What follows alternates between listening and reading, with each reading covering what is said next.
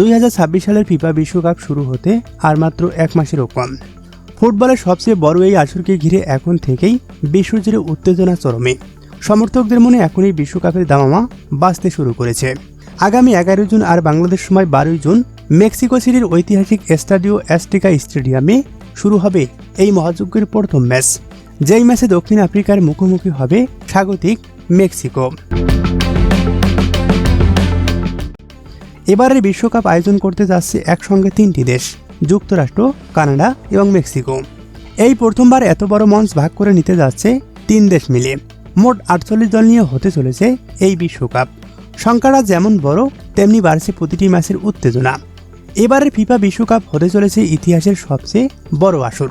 প্রথমবারের মতো 32 দলের পরিবর্তে খেলবে 48 দল, তাই ম্যাচের সংখ্যাটাও বেড়ে দাঁড়িয়েছে 160টিতে। পুরো টুর্নামেন্ট চলবে প্রায় 6 সপ্তাহ ধরে, যেখানে প্রতিদিনই থাকবে নতুন উত্তেজনা আর বড় লড়াই। নতুন ফরম্যাটে বিশ্বকাপ আরও বড় ও কঠিন হয়েছে।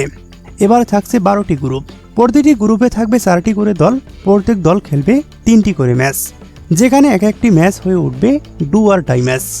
মোট 16টি শহরে অনুষ্ঠিত হবে এবারের টুর্নামেন্ট। এর মধ্যে আমেরিকার 11টি, মেক্সিকোর 3টি এবং কানাডার 2টি শহর রয়েছে।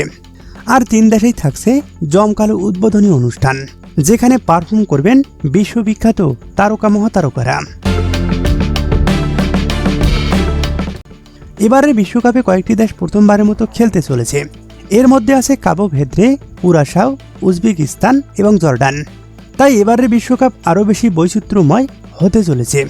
এ নিয়ে তৃতীয়বারের মতো বিশ্বকাপ আয়োজন করতে চলেছে মেক্সিকো। এর আগে 1970, 1986 সালে তারা এই টুর্নামেন্ট আয়োজন করেছিল। এই প্রথম কোনো দেশ তৃতীয়বারের মতো ফিফা বিশ্বকাপের আয়োজক হতে চলেছে, যা বিশ্ব ফুটবল ইতিহাসে বিরল।